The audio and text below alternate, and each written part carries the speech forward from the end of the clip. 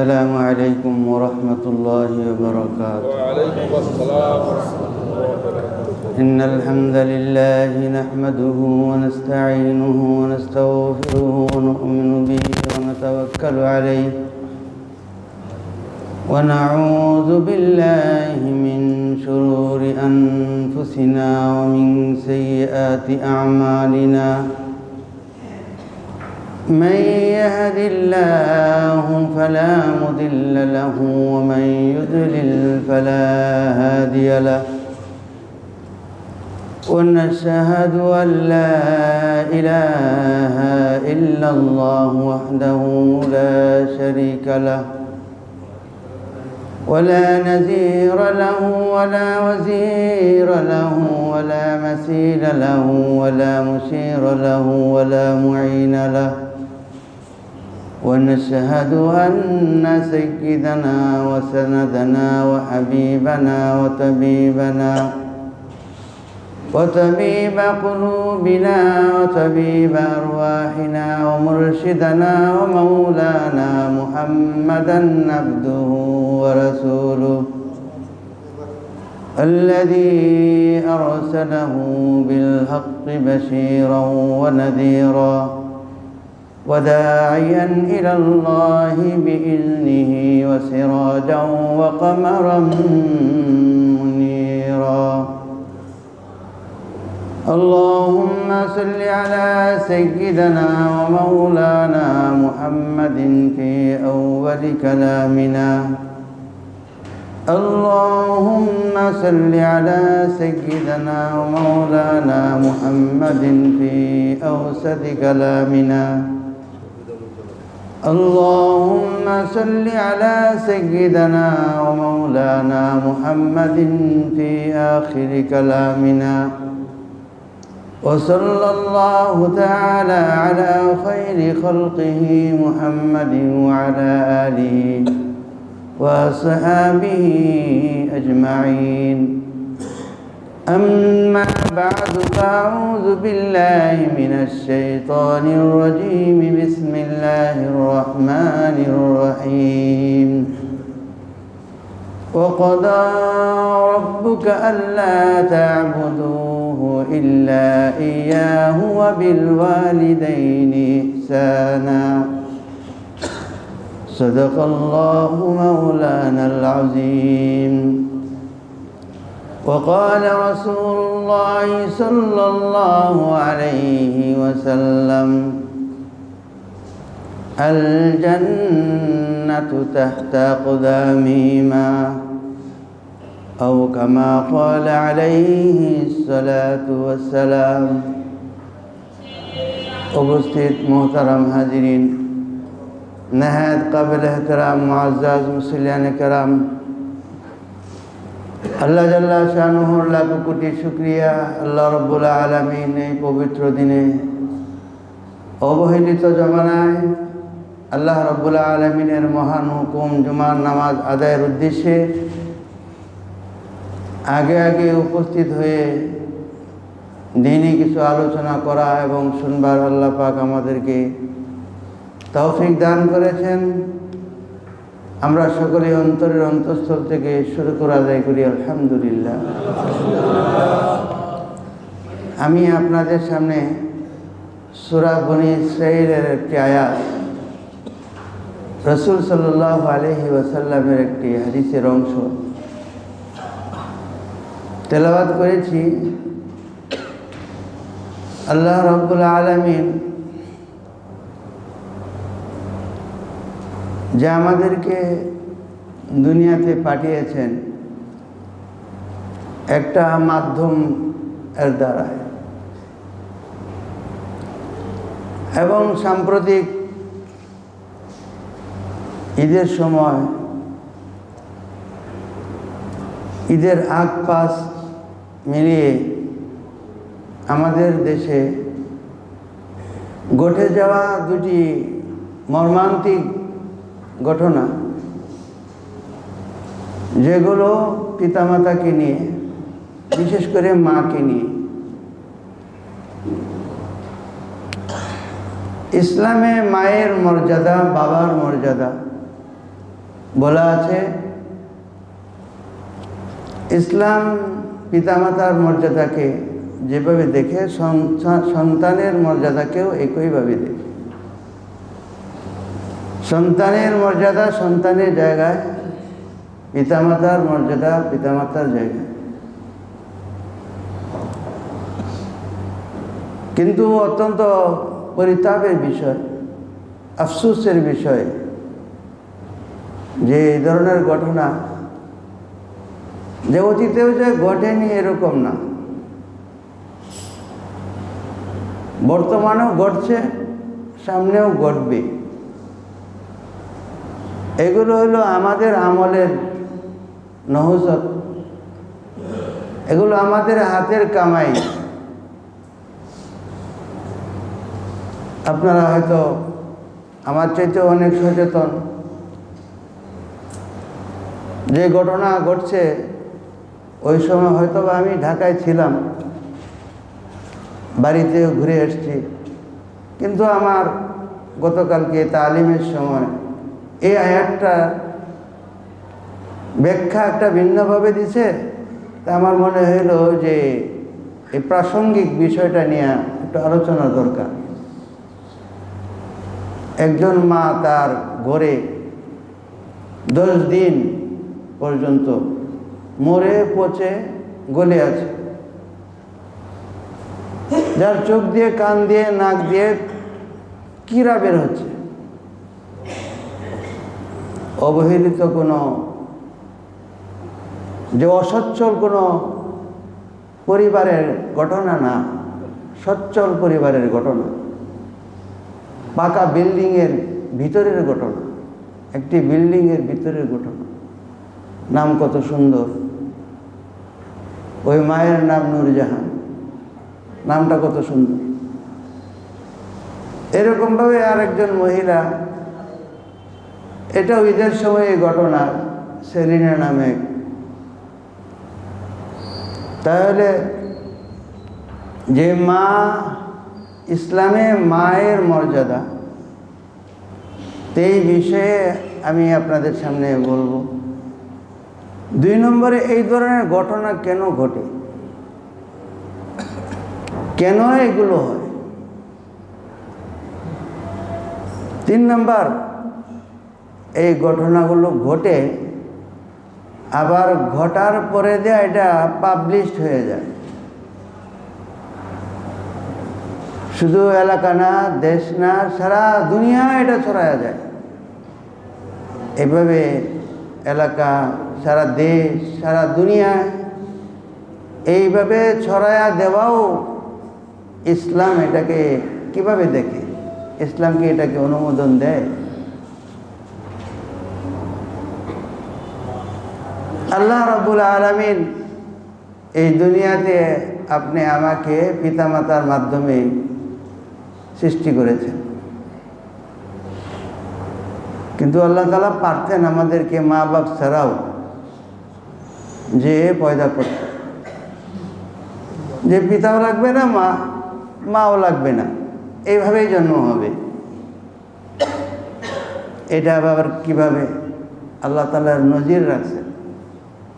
হযরত আদম আলাইহিস সালাতু ওয়াস সালাম দুনিয়াতে এসেছেন পিতামাতা ছাড়া।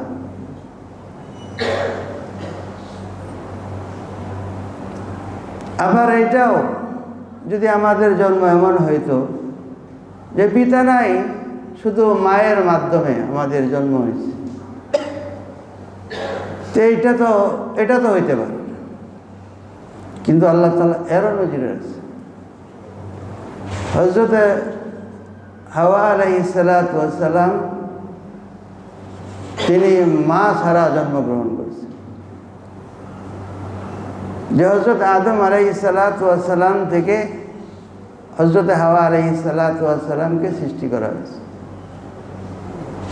মা বাবা ছাড়া হযরত আদম আলাইহিস সালাতু ওয়াস সালামকে সৃষ্টি করেছে, এবং মা ছাড়া হযরত হাওয়া আলাইহিস সালাতু ওয়াস সালামকে সৃষ্টি করেছে। আবার বাপ ছাড়াও আল্লাহ তাআলা সৃষ্টি করতে পারেন। হযরত ঈসা আলাইহিস সালাতু ওয়াস সালাম হযরত মারিয়াম আলাইহিস সালাতু ওয়াস সালামের গর্ভে পিতা ছাড়া আল্লাহ তাআলা তাকে সৃষ্টি করেছেন। এই নজিরগুলো আল্লাহ তাআলা আমাদের সামনে রাখছেন যে আমি আল্লাহ পিতা ছাড়া বাবা ছাড়া মা বাপ ছাড়া আমি আল্লাহ সৃষ্টি করতে পারি। কিন্তু আল্লাহ রাব্বুল আলামিন যে সর্বময় ক্ষমতার অধিকারী, ক্ষমতা রাখেন, কিন্তু আল্লাহ তাআলা সেভাবে সৃষ্টি না করে আমাদেরকে পিতামাতার মাধ্যমে, পিতামাতার ওসিলায় আমাদেরকে সৃষ্টি করছে। এর কারণ হযরত রাসূলুল্লাহ সাল্লাল্লাহু আলাইহি সাল্লামের এক হাদিসের মধ্যে আসছে যে মান লাম ইয়াশকুরিন নাস লাম ইয়াশকুরিল্লাহ, যে মানুষের জায়গায় জায়গায়, স্থানে স্থানে, বিভিন্ন প্রতিষ্ঠানে, বিভিন্ন ক্ষেত্রে, নিজ পরিবারে কারো না কারো আমাদের প্রতি অবদান আছে। আমি বড় হওয়ার পিছনে কারো আমার অবদান আছে, আমি শিক্ষিত হওয়ার পিছনে, অর্থ সম্পদের পিছনে, একজন এস্টাবলিশড ফ্যামিলির কর্তা হিসেবে কারো না কারো আমার পিছনে একটা অবদান আছে। যে কোনো কিছু একটা প্রতিষ্ঠান বা কোনো একটা জিনিস, কোনো একটা অবকাঠামো এমনি এমনি দাঁড়ায় যায় না, অবশ্যই তার সেখানে কোনো কারো না কারো একটা শ্রম আছে, তার অবদান আছে। মান লাম ইয়াশকুরিন নাস লাম ইয়াশকুরিল্লাহ, যে মানুষের অবদানের মূল্যায়ন করতে জানে না, করে না, সে আল্লাহ তাআলার শুকরিয়াও সে আদায় করে না। আল্লাহ তাআলার কৃতজ্ঞতাও তার দ্বারা হয় না। যখন মানুষ তার প্রতি কারো অবদান থাকে, যখন সে তার কৃতজ্ঞতাকে স্বীকার করে, তার মান, তার সম্মান, তাকে বড় করা, তাকে সাপোর্ট করা, এর যখন শুকরিয়া আদায় করে, তার দ্বারা আল্লাহ তাআলার শুকরিয়াও আদায় করা হবে। কিন্তু যে মানুষের কৃতজ্ঞতাকে মূল্যায়ন করে না, স্বীকার করে না, সে আল্লাহর কৃতজ্ঞতাকেও স্বীকার করবে না। وَقَضَى رَبُّكَ أَلَّا تَعْبُدُوا وَقَضَى رَبُّكَ أَلَّا تَعْبُدُوا إِلَّا إِيَّاهُ وَبِالْوَالِدَيْنِ إِحْسَانًا। আল্লাহ পাক কোরআনে কারীমের মধ্যে বললেন وَقَضَى رَبُّكَ, কাদা বলা হয় যে বিচারকের ফয়সালাকে, বিচারকের ফয়সালাকে বলা হয় কাদা। ওয়াকাদা রব্বুকা, এটা নিশ্চিত এবং অকাট্য। কাদা রব্বুকা, তোমার রব ফয়সালা করেছেন আল্লা তা'বুদু ইল্লা ইয়্যাহ, যে তিনি ছাড়া আরো কারো তুমি ইবাদত করবে না। আল্লাহ ছাড়া তুমি আর কারো ইবাদত উপাসনা করবে না, এটা আল্লাহ তাআলার ফয়সালা।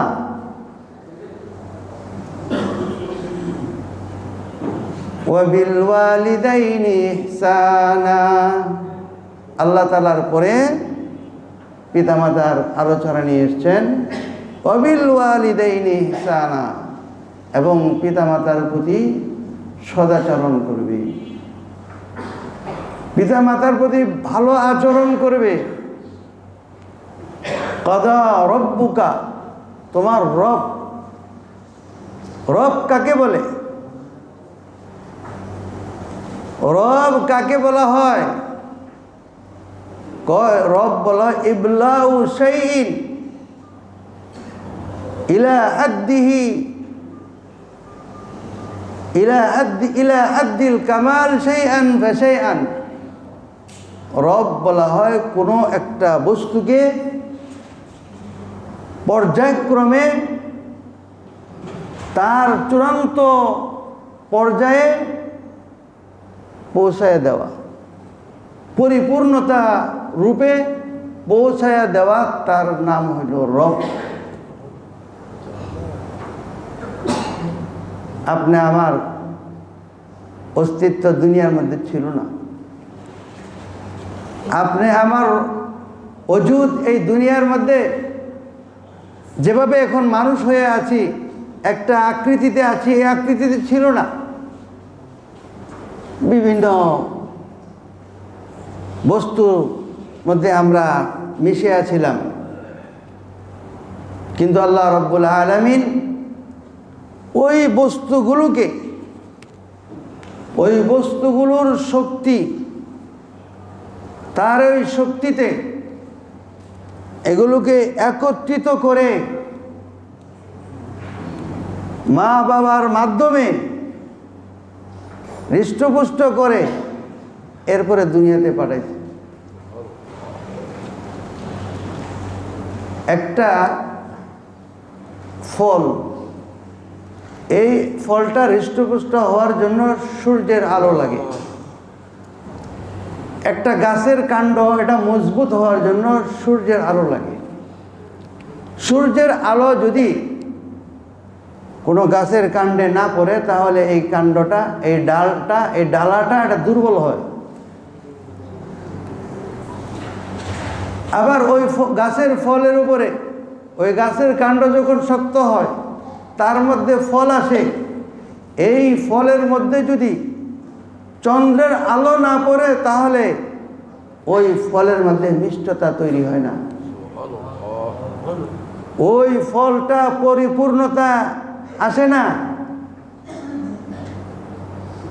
তাহলে সূর্যের একটা শক্তি তার মধ্যে লাগে, চন্দ্রের আলো তার মধ্যে একটা লাগে,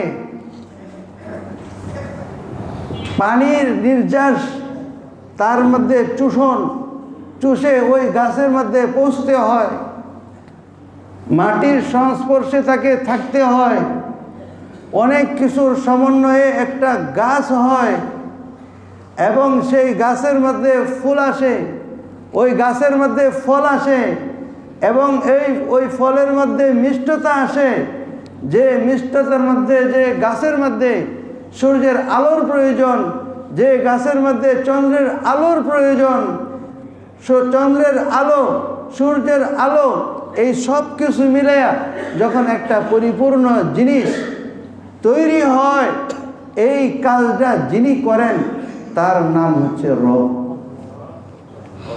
তার নাম হচ্ছে রব। এই সব কিছু সিস্টেম এগুলো আল্লাহ তাআলার করা। এই সিস্টেম একমাত্র আল্লাহ তাআলা করেছেন। যদি সূর্যের আলোটা ব্লার হয়, যদি পরিপূর্ণভাবে না আসে, মলিনতা থাকে, তাহলে ওই গাছ, ওই কাণ্ড, ওই ফল এটা পরিপূর্ণতা, পরিপক্কতা আসে না।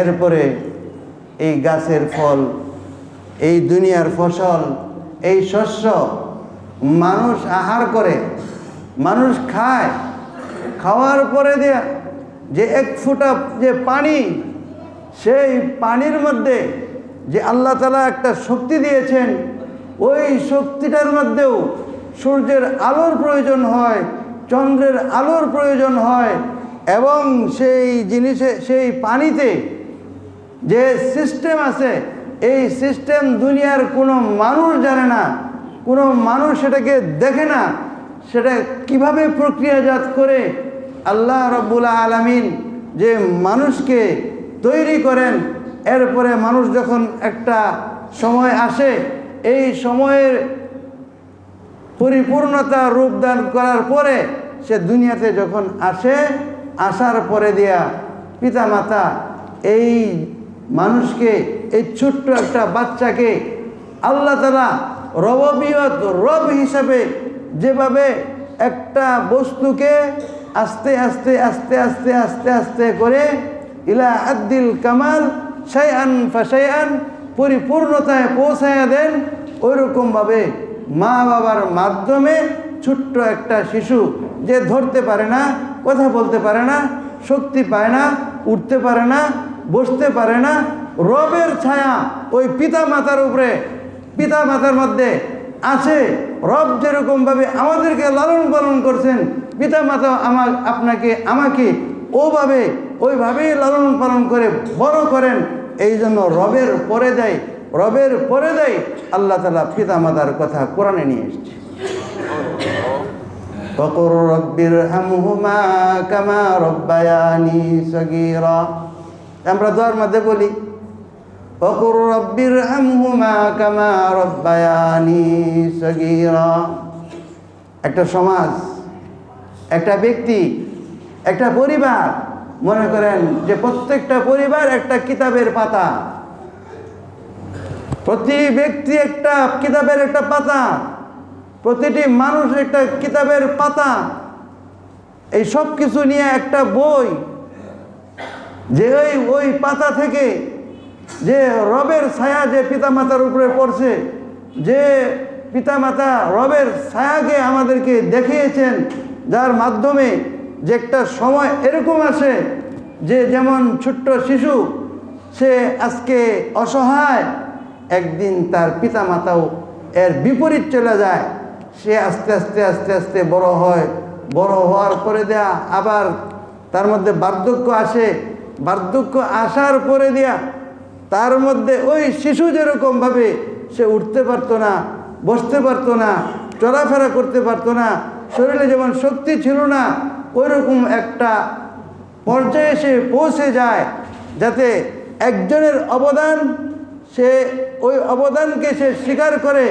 এবং সেই অবদানের কৃতজ্ঞতা পিতামাতা যখন বার্ধক্যে পৌঁছে যায়, বার্ধক্যে পৌঁছার পরে সেই অবদানকে সে স্বীকার করে যে আজকে আমার পিতামাতার এই অবস্থা, আমারও কিন্তু একটা দিন এই অবস্থা আমার ছিল, কিন্তু তারা আমাকে ফেলে দেয় নাই, আমাকে পচতে দেয় নাই, আমাকে দুর্গন্ধ হইতে দেয় নাই, আমাকে ঠান্ডায় রাখে নাই, আমাকে সুস্থ সবল করে সুন্দর একটা পরিবেশের মধ্যে রাখার চেষ্টা করছে।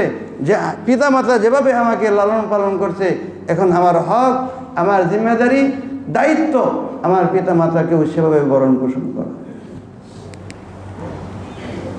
এইভাবে ভরণ পোষণ করা। হযরত ইমাম ইবনে কাসির রাহিমাহুল্লাহ, ইমাম আবু হানিফা রাহিমাহুল্লাহ, ইমাম আবু হানিফা রহমতুল্লাহ বলছেন যেরকম যে কেউ যদি আল্লাহকে চিনতে চায়, জানতে চায়, আল্লাহর পরিচয় লাভ করতে চায়, তাহলে আল্লাহকে পাওয়ার জন্য দুনিয়ার সিস্টেম দেখলে সে আল্লাহকে পেয়ে যায়। যদি দুনিয়ার সিস্টেম কিছু একটু খেয়াল করে, লক্ষ্য করে, খেয়াল করে, তাহলেই তার আল্লাহর সাথে তার পরিচয় হয়ে যায়। আল্লাহ তাআলা সিস্টেমকে এত সুন্দর করে আমাদের সামনে রাখছেন যে সিস্টেমের দ্বারা আল্লাহর পরিচয় পাওয়া যায়। হযরত ইবনে কাসির রহমতুল্লাহ আলাইহি তিনি কি তার বিখ্যাত তাফসীরের মধ্যে লেখছেন যে পিতা পুত্র, মা বাপ, তাদের যে হক, পারস্য থেকে এক ব্যক্তি বাইতুল্লাহ শরীফের হজ করার জন্য গেছে। তা মাকে কাঁধে করিয়া সে আল্লাহর ঘরের তোয়াফ করছে, মাকে কাঁধে করিয়া সফা মারওয়া সাই করছে, মাকে কাঁধে কইরা মিনায় নিয়ে এসছে, মাকে কাঁধে কইরা আরাফায় নিয়ে গেছে, মাকে কাঁধে কইরা আরাফা থেকে মুজদালিফায় এসছে, মুজদালিফা থেকে আবার মিনা এসছে, মিনা থেকে আবার তোয়াফে জিয়ারতের জন্য বাইতুল্লাহ এসছে, বাইতুল্লাহ এসে তওয়াফ করার পরে তার হজের কাজ সম্পাদন হয়েছে। এরপরে রাসূলুল্লাহ সাল্লাল্লাহু আলাইহি ওয়াসাল্লামের কাছে জিজ্ঞাসা করছে, ইয়া রাসূলুল্লাহ, আমি কি আমার মায়ের হক আদায় করেছি? ইয়া রাসূলুল্লাহ, আমি কি আমার মায়ের হক আদায় করেছি?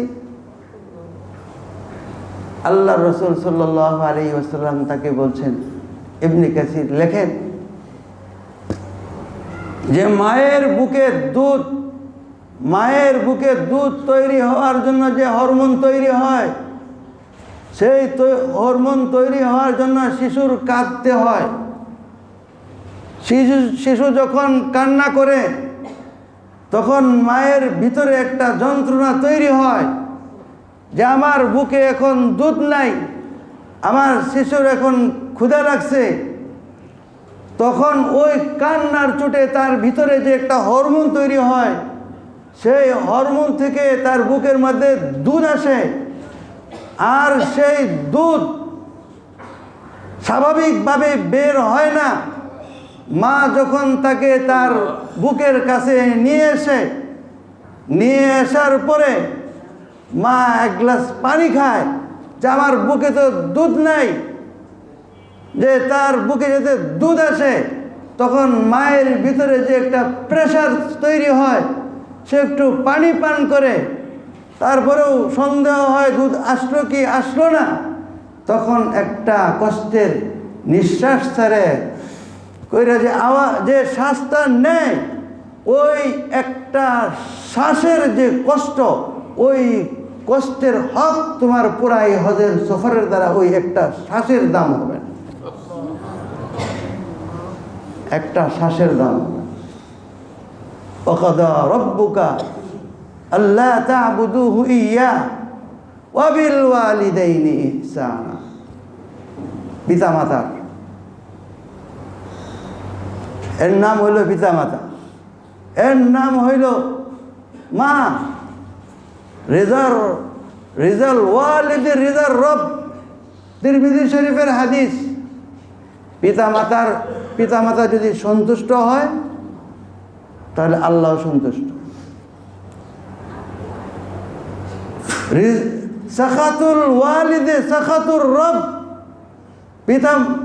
মা বাপ যদি অসন্তুষ্ট হয় আল্লাহ তার প্রতি অসন্তুষ্ট। এক সাহাবী আসছে অনেক দূর থেকে, বুক ভরা আশা নিয়ে, ইয়া রাসূলুল্লাহ, আমি আপনার হাতে শপথ করে, আপনার সঙ্গে সফর করে, আপনার সঙ্গে আল্লাহর রাস্তায় আমি জিহাদ করে আমি শহীদ হইতে চাই। আল্লাহ রসুল সাল্লাল্লাহু আলাইহি ওয়াসাল্লাম বলছেন, আল্লাহকা ওয়ালিদুন, তোমার কি মা বাপ আছে? আমার মা আছে। যাও মায়ের খেদমত করো, সেবা করো,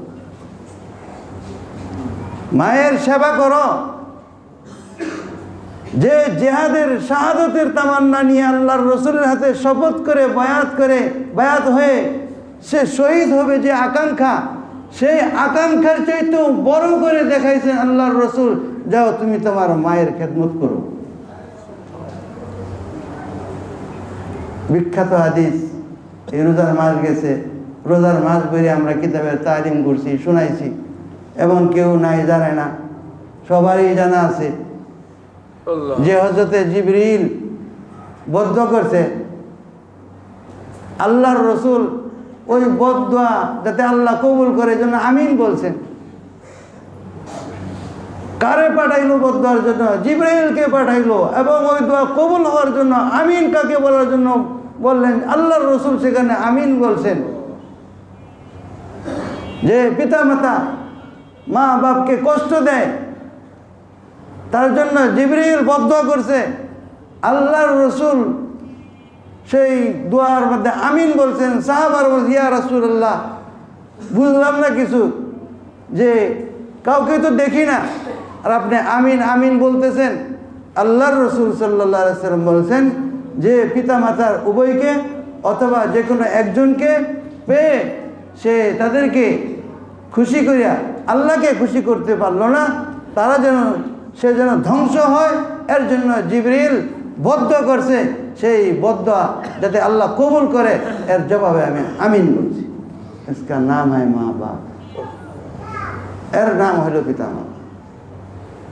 এর নাম হইল পিতামাতা, যে পিতামাতা হইল আল্লাহ তাআলার ছায়া।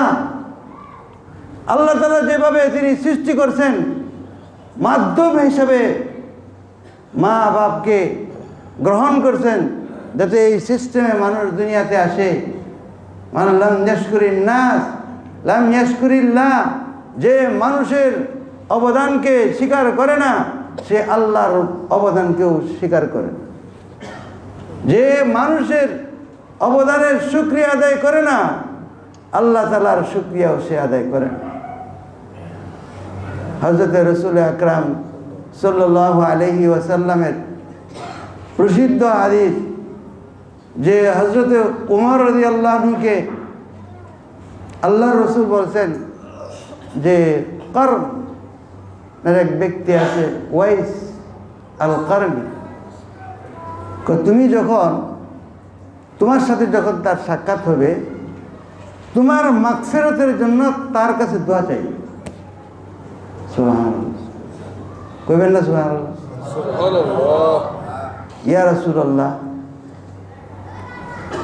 এত বড় ব্যক্তি, তার কি অশ্ব আছে? কারে সে তার মায়ের খেদমতের কারণে আমার সোহবতকে ছাইরা সাহাবী হওয়াকে বাদ দিয়ে সে মায়ের সেবা করছে।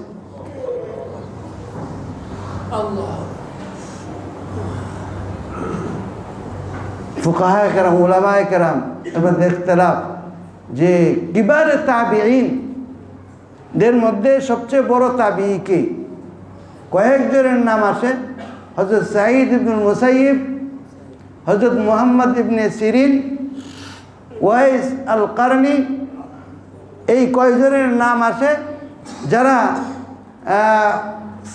কিবারে তাবিঈন অর্থাৎ সাহাবাদেরকে দেখছেন। বড় তাবিঈ যাদেরকে, ওই বড় তাবিঈনদের মধ্যে একজন হচ্ছেন ওয়াইস আল কারনি। কত বড় ব্যক্তিত্ব, এই মর্যাদা, যে আল্লাহর রাসূল সাল্লাল্লাহু আলাইহি সাল্লাম হযরত উমরকে বলছেন যে তোমার মাগফিরাতের দোয়া তার কাছে তুমি চাইবে। সে কিভাবে পাইছে? মায়ের খেদমত করে। তা আমি আলোচনা করলে অনেক লম্বা হয়ে যাবে, আমি এত লম্বা করব না। তো এক নম্বরে আমি বলছিলাম যে ইসলামে মা বাবার যে মর্যাদা, দুই নম্বর যে সাম্প্রতিক কালে যে আমার মায়েরা যেভাবে নির্যাতিত, যেভাবে করুণ ঘটনা, এটা কোনো যে একবারে গরিব অসহায় এরকম ফ্যামিলির মধ্যে না, বরং ওই যে নূরজাহান নামে হতভাগিনী যে মা, যে তার ফ্ল্যাটের মধ্যে মরে গলে পচে তার সন্তানরা যে হাই সোসাইটির ছেলে মেয়ে, তারা হাই এডুকেটেড, একজন উপসচিব মা, মা কোনো মানুষ ছাড়া সে মরে পচে কিরা বেরোচ্ছে, সে ছেলে উপসচিব। আরেক ছেলে বুয়েটের প্রফেসর, কল্পনা করা যায়। আরেক ছেলে কানাডার প্রবাসী। মানুষ খোটা দেয় না, কই বেটা তুই কি করছস? অমুকের ছেলে কানাডায় থাকে, মানুষ গর্ব করে। অমুকের ছেলে ইউরোপে থাকে, মানুষ নিজের অমুকের ছেলে এই করে, অমুকের ছেলে এই, অমুকের ছেলে এই। হায় হায়, কতবার বিক্রি করে এই কথাটা, কতবার বিক্রি করে, এটাকে কত বড় কৃতিত্বের সাথে দেখে। তো যে কোনো ফ্যামিলিতে তো না, এটা কোনো ফকির রিক্সাওয়ালা, লেখাপড়া নাই, বস্তি, এরকম না যে পাকা বিল্ডিং, সুরম্য দালান কোঠা, এর ভিতরের মায়ের এই অবস্থা এবং ছেলেদের এই অবস্থা।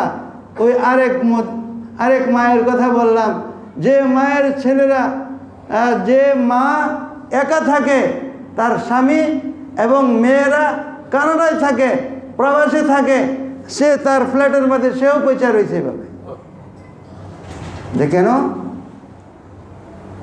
যে ওই মা তার ফ্যামিলির সাথে বলিবনা হয় না, এই জন্য একা একা চলে আসছে, একা একা চলে আসছে। এখন আমরা যদি আমাদের এই মসজিদের সামনেই নূরজাহানের কোনো ছেলে বা মেয়ে যদি পরিচয় দেয় যে আমার মা নূরজাহান, তো মনে হয় না এখানে কোনো মানুষ এদেরকে মায়ের দেওয়া থেকে কেউ বিরত থাকবে।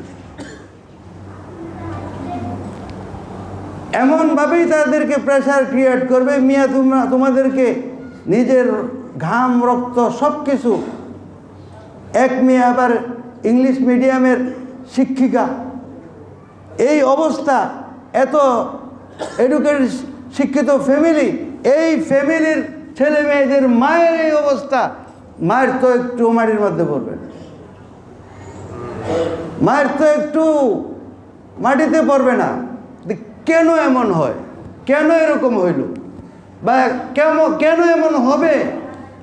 এই ঘটনা আগেও ঘটছে, বর্তমানেও ঘটছে, সামনেও ঘটবে, ঘটতেই থাকবে। কারণ কি? যে আমাদের দেশে ওই যে কুরবানি গেছে, এই বছর হয়তো কোথাও হয়েছে কি হয়েছে জানি না, বাকি আগে অনেক পেপার পত্রিকা এসছে যে চান্দাবাজি হয়। গরুওয়ালারা যখন গরু নিয়ে আসে তখন জায়গায় জায়গায় টাকা দেওয়া লাগে, টিপস দেওয়া লাগে, না হলে ছাড়ে না।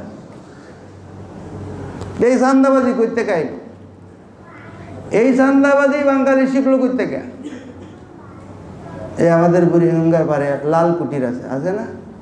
আছে। এই কুটির নামে যত বিল্ডিং আছে, এই যতগুলি কুটির আছে, এই সবগুলো কুটির হইল চান্দাবাজের, চান্দার আখড়া এবং চান্দা শিক্ষা দেওয়ার প্রতিষ্ঠান। এটি কারা বানাইছে গেছে? ব্রিটিশ। কে বানাইছে? ব্রিটিশ বানাইছে। যে যত পণ্যবাহী জাহাজ নৌকা পণ্য নিয়ে যেত, এই কুটিরওয়ালাদের কাছে চান্দা না দিয়া তারা সামনে অগ্রসর হইতে পারত না, সামনে তারা অগ্রসর হইতে পারত না। ওই চান্দা, ওখান থেকেই আমাদের ছেলেরাও এখন চান্দা। ইসলামে কোনো চান্দার সুযোগ নেই। চাঁদাবাজির ক্ষেত্র কোনো রেজাল্ট ইসলামের কোথাও পাওয়া যায় না। এই চাঁদাবাজি, চাঁদা, এই শিক্ষা দিয়ে গেছে ব্রিটিশ। আপনি আমার শিক্ষার মধ্যে, সায়েন্সের, বিজ্ঞানের কোনো বইয়ের মধ্যে মায়ের কথা নাই, বাবার কথা নাই। মা বাবার সেবা করলে জান্নাতে যাবে, এই জান্নাতে যাওয়ার কথা নাই। মা বাবার সাথে কোনো খারাপ আচরণ করলে যে তার যে কি পরিণতি হবে, এই পরিণতির কথা তার বইয়ের মধ্যে নাই। ওই শিক্ষার পিছনেই কিন্তু আমরা দৌড়াচ্ছি এবং তার ওই শিক্ষার পিছনেই আমরা লেগে আছি। সুতরাং ভবিষ্যতেও আপনি আমার সন্তান যে মা পৌঁছতেছে, অসুস্থ হয়ে গেছে, হাসপাতালে আছে, ফোন করছে, হ্যালো আপনার মা তো হাসপাতাল, সরি আমি তো আসতে পারতেছি না, তাহলে আপনার বিকাশ উপায় নাম্বারটা দেন, আমি টাকাটা পাঠিয়ে দিই। হ্যালো আপনার মা তো মারা গেছে, তা সরি আমি তো অফিসের গুরুত্বপূর্ণ কাজে চিটাগং আছি, আমি তো আসতে পারতেছি না, জরুরি এসি অ্যাম্বুলেন্স দিয়া জরুরি ভিত্তিতে যে ব্যবস্থা নেওয়ার সেই ব্যবস্থা নিয়ে দাফন কাফন হুজুর ডাইকা ব্যবস্থা করে আমি টাকা পাঠিয়ে দিচ্ছি।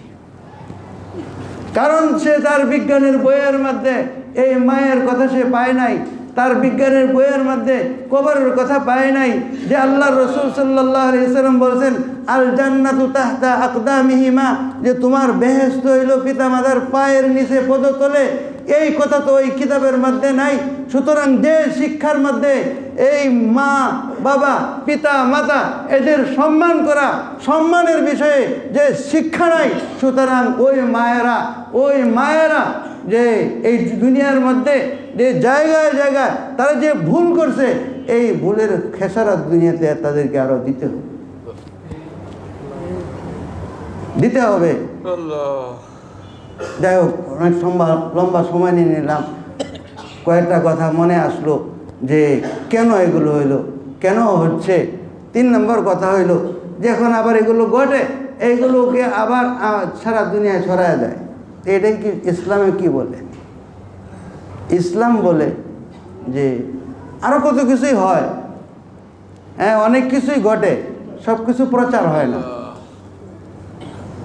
কুকুরে যদি মানুষের পায়ে কামড় দেয়, এটা কিন্তু ওই পেপার পত্রিকায় বা অনলাইনে তেমন একটা আসে না। কিন্তু কোনো মানুষ যদি কুকুরের পায়ে কামড় দেয়, তাহলে দেখবেন এটা প্রচার হয়ে গেছে।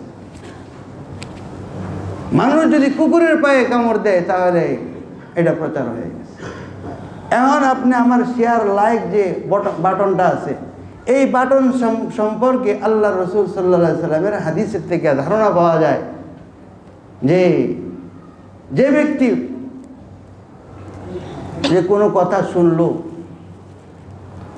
শোনার পরে দেয়া এই কথাটাকে আবার প্রচার করে দেয়, কাফা বিল মারই কাযিবান আই ইউহাদ্দিসা বিমা সামিয়া। যে একজন মানুষ মিথ্যুক হওয়ার জন্য এতটুকুই যথেষ্ট, সে যা শুনলো এটাকে আবার বয়ান করে দেবে। তা আপনি এটার কাজ, এটার দায়িত্ব, এটার দোষী ব্যক্তিদের বিচার করা সম্পূর্ণরূপে যারা আইন শৃঙ্খলা বাহিনী যারা আছে তাদের কাজ, তারা সেটা করবে। এটার মধ্যে আপনি লাইক শেয়ার করার অধিকার ইসলাম আপনাকে দেয়নি। কাফা বিল মারই কাযিবান আই ইউহাদ্দিসা বিমা সামিয়া। সুতরাং এই সমস্ত কর্ম করা, এগুলো করা যে আমার কাছে মোবাইল আছে বলেই যে আমি টিপ দিয়ে সারা দুনিয়াতে প্রচার করে দিলাম, এই প্রচার করার অনুমতিও নাই। সুতরাং পিতামাতার মর্যাদা আল্লাহ রেখেছেন, এবং পিতামাতার আজকে এই পরিণতি কেন হয় যে আমি ইসলাম থেকে দূরে সরে আছি, ইসলামের শিক্ষা থেকে দূরে সরে আছি। এই ইসলামের শিক্ষা থেকে দূরে সরে আসার কারণে এটা আমাদের হাতের কামাই, এই হাতের কামাইয়ের কারণেই আজকে এগুলোর সম্মুখীন আজকে আপনি আমাকে হতে হচ্ছে। এই জন্য যাতে এগুলোর সম্মুখীন হতে না হয়, আগে আমার সন্তানকে মানুষ বানাই, আমার সন্তানকে সুশিক্ষা দেই। যে এই সমস্ত পড়াশোনা আপনি করাইবেন আর আপনি কাঁঠাল গাছ থেকে আপেল চাইবেন, জীবনেও ওই কাঁঠাল গাছ থেকে আপেল হবে না, কাঁঠাল গাছের মধ্যে কাঁঠালই হবে। আল্লাহ তাআলা আমাদেরকে বুঝবার তৌফিক দান করুন। ওয়া আখিরু দাওয়ানা আনিল হামদুলিল্লাহ।